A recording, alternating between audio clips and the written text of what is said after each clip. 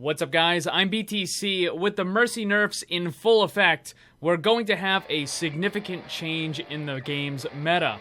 And I think one of those could possibly bring about the return of the Reaper.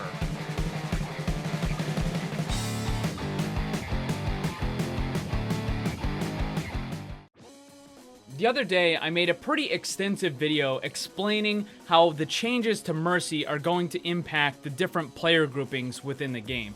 You basically have three groups. There's the lower bracket, which is Bronze, Silver, Gold, and Plat. The upper bracket, which is Diamond Master, Grandmaster, Top 500. And then you have the Pro level, which is just kind of something unto itself.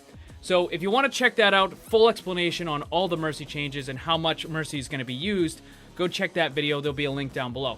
Now, for today, though, I want to talk about potential new meta and new game plans, tactics that are going to be used. And it's going to kind of be like a callback to what we've already had. Prior to the Mercy nerfs, we were in the Mercy meta, which, when it all boils down to it, is kind of just a modified dive build, right? It's Winston, Diva, Genji, Tracer, Zenyatta, and instead of having Lucio, it was Mercy because the res was so powerful. So that's basically what it was. It was dive, but you had Mercy instead of Lucio. Now that Mercy has been nerfed, it's possible that we could just go back to that regular dive build that we had before, where it was Lucio instead of Mercy.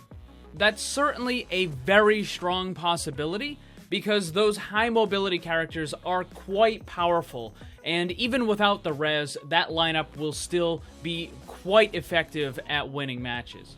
Now, there is another possibility though, and that has to do with the fact that we now have Moira in the game.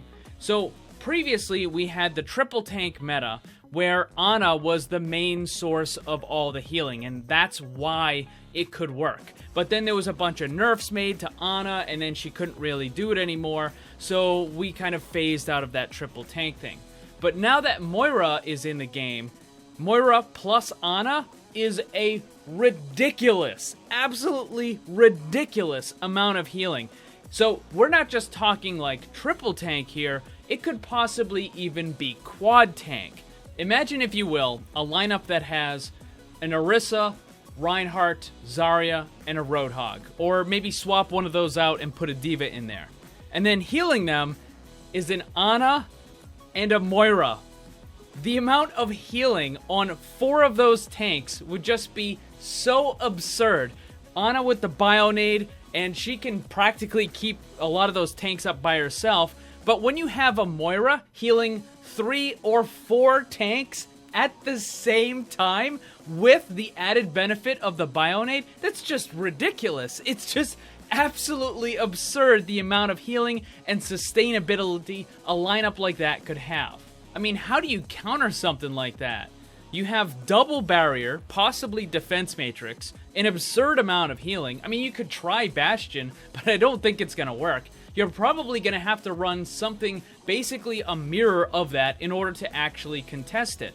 Now, one of the things that you could do is, rather than running the quad tank, you could swap out one of those for somebody that is more pure DPS. And that, I think, has basically 2 possibilities. You're looking at either a Junkrat or a Reaper. Now, Junkrat, while he can do a lot of damage and take out those barriers and such, there's not going to be too much to really follow up on it. So I think what you would probably be better doing is running a Reaper and just getting your team, your big bulk death ball, right? Running it at the enemy and just having the Reaper just go to town. Like, don't even try to get through the barrier. Just walk right past it and go to town on the Reinhardt or the Orisa or whoever's behind it, and just try to deal with it that way.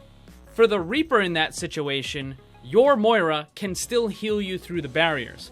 And while the Ana isn't necessarily going to be able to help too much with the healing, if she is able to get off a Bionade on the Reaper, then not only is he going to get extra healing from the Moira, but he also is going to get extra healing from all of his lifesteal that he deals. Because when he is in the middle of just a whole bunch of tanks like that, every single shot he takes is just going to do a tremendous amount of damage, and he's going to be healing himself for a pretty good amount as well through that lifesteal. So it's very possible we could end up with this triple tank plus Reaper meta where we just have two teams with a ridiculous amount of sustainability who just kind of crash into each other, and then it's just like a massive amount of healing and damage in this huge just kind of brawl. Another thing I want to point out is that while this does put Ana and Reaper back on a team together, I don't think it's gonna be like a full return to Beyblade type stuff. I think Ana would probably end up nano boosting the Reinhardt just as much as the Reaper. And the reason for that is when everybody's grouped up, the barriers on the enemy team can block a lot of that Reaper ult damage, whereas Reinhardt swinging his hammer, none of that gets blocked by the barriers. So that was some of the thoughts that I had on this current situation. We've actually already started to see some of the Overwatch League teams using a triple and a quad tank meta, even though the Mercy nerfs haven't actually taken effect in the Overwatch League yet.